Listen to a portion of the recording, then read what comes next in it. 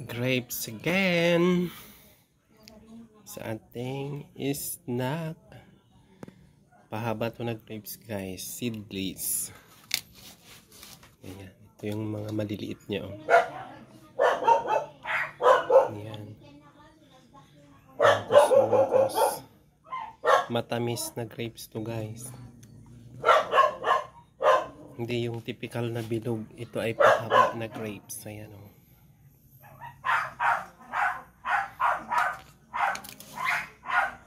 Marami to guys. I-rep na lang mamaya pag may matira.